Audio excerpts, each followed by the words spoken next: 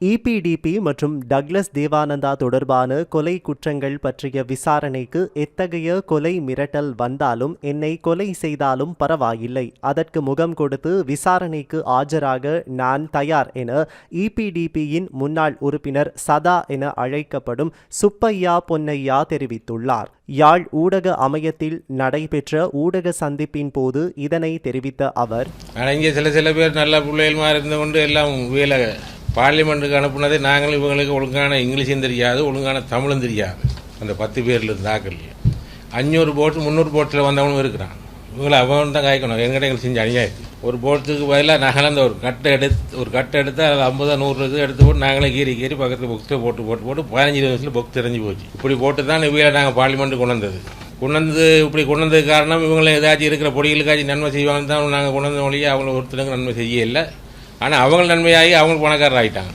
Douglas எல்லாம் வரக்குள்ள என்ன தேவை சொப்பியா கூட தான் வந்தாள். இப்போ எத்தனை 1000 கோடி கிட்ட இருக்குது ஆள்கிட்ட. எல்லாம் யார்கிட்ட காசு? அரசாங்கத்தை ஏமாற்றி எங்களை ஏமாற்றி தான் வாழ்ந்தது. தங்களிடம் ஆயுதம் இல்லை, அலுவலகத்தை தோண்டி பார்க்கலாம் என்று சொல்லி இருக்கிறார்கள். ஆயுதத்தை யாரிடம் கொடுத்தார்கள்? நான் வரும் பொழுது ஆயுதம் இருந்தது. கொலை சம்பவங்கள் தொடர்பில் நானே அந்த இடங்களை காட்ட வேண்டும். வேறு யாரும் சொல்லி நம்ப போவதும் இல்லை. சில பேருக்கு தெரியாது, பலர் பயத்தில் முன்வர மாட்டார்கள். நாங்கள் எதற்கும் தயாராக உள்ளோம். 2இல் 1ஐ காண வேண்டும். ஷாப்பிங் பையுடன் வந்தவரிடம் தற்போது கோடிக்கணக்கான சொத்துக்கள் இருக்கிறது. டக்ளஸ் தேவானந்தாவிடம் கோடிக்கணக்கான பணம் தற்போது சுவிஸிலும் வெளிநாட்டிலும் இருக்கிறது. கடந்த காலத்தில் இபிடிபியில் இருந்து 10 பேரை பாராளுமன்றத்துக்கு அனுப்பினோம். அவர்களுக்கு தமிழும் தெரியாது, ஆங்கிலமும் தெரியாது. 300-500 வாக்குகளில் அவர்கள் பாராளுமன்றம் சென்றார்கள். வாக்குச்சாவடியில் வாக்குச்சீட்டுகளை எடுத்து கீறிட்டு 15 நிமிடத்தில் வாக்குப்பெட்டிகளை நிரப்பினோம்.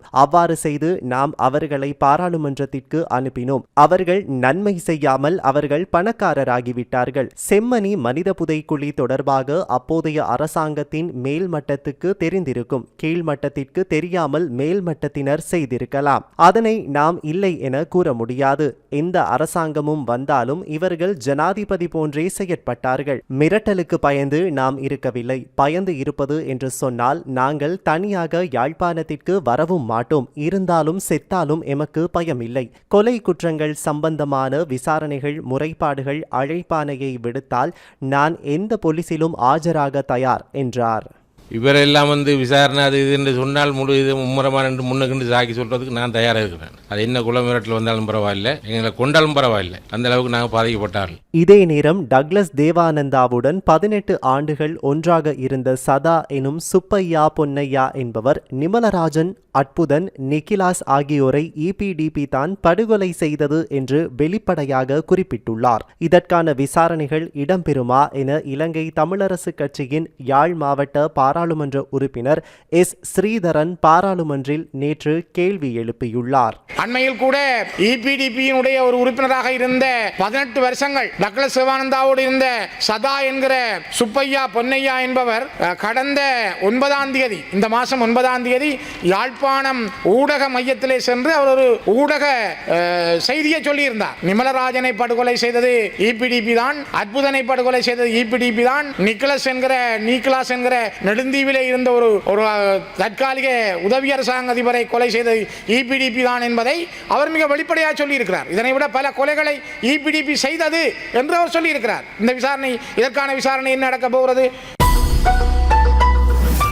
தமிழர் விடுதலை கூட்டணியின் முன்னாள் தலைவர் அருண் தம்பிமுத்துவுக்கு எதிரான நிதி மோசடி வழக்கு விசாரணை எதிர்வரும் அக்டோபர் 9ஆம் தேதி வரை ஒத்திவைக்கப்பட்டுள்ளது. புலம்பெயர் தமிழர்களிடமிருந்து பணத்தை பெற்றுக்கொண்டு அந்த பணத்தினை தனது சொந்த தேவைகளுக்காக பயன்படுத்தி மோசடி செய்ததாக அவருக்கு எதிராக பணம் வழங்கிய புலம்பெயர் தமிழர்களினால் வழக்கு தாக்கல் செய்யப்பட்டிருந்தது.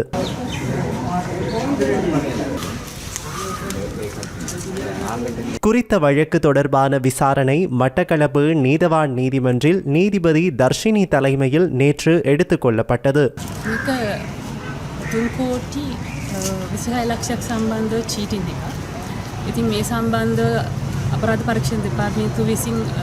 අධිකරණයට වාතාවන් ගොනු කර තිබුණා. ඒ අනුව මෙවන අඩුවේ ප්‍රධාන විත්තිකරු වන අරුණ තම්බිමුතුව අධිකරණයට ඉදිරිපත් කරලා අද දින නෙවෙයි පෙර දවසක ඉදිරිපත් කරලා ඔහුට අප ලබා දීමක් කර තිබෙනවා.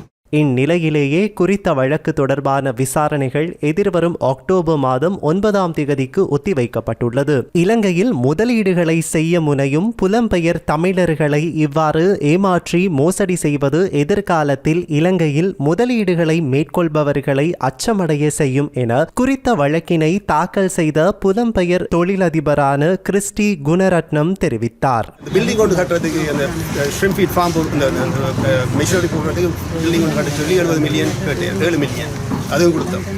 ஒன்றும் நடக்கலை.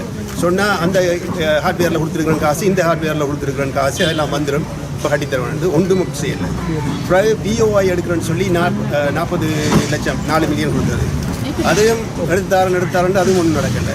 மொத்தத்தில் பார்க்க போனால் இவர் வந்து எல்லாம் பிளான் பண்ணி செய்திருக்கிறாங்க, செட் பண்ணி.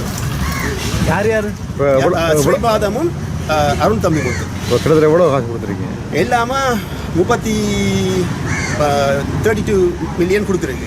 32 மில்லியன் சம்திங். அதோட சில கையிலையும் காசு கொடுத்துருக்கு. இது இல்லாமல் மற்றது பணம் அனுப்புகிற விதங்களும் எங்களுக்கு தான் இப்படி அனுப்புங்கன்னு சொல்லி எங்களுக்கு அவங்க தான் சொன்னது. பணம் இந்த முறையில் அனுப்புங்க அப்படின்னு சொல்லி. அப்போ என்னென்னு சொன்னால் மொத்தத்தில் இவங்க சீட் பண்ணியிருக்காங்க. சீட் பண்ணணுன்னு சொன்னால் இப்படியான ஒருவர் வந்து இப்படி ஒரு நிலைமையில் இருந்துட்டு ஒரு ஃபாரின் இன்வெஸ்ட் 2 வரக்குள்ளே செய்யக்குள்ளே மற்ற ஆட்கள் வருவாங்களா நாட்டை நம்பி இன்வெஸ்ட் பண்ணுறதுக்கு? ஒருத்தரும் வர மாட்டாங்க.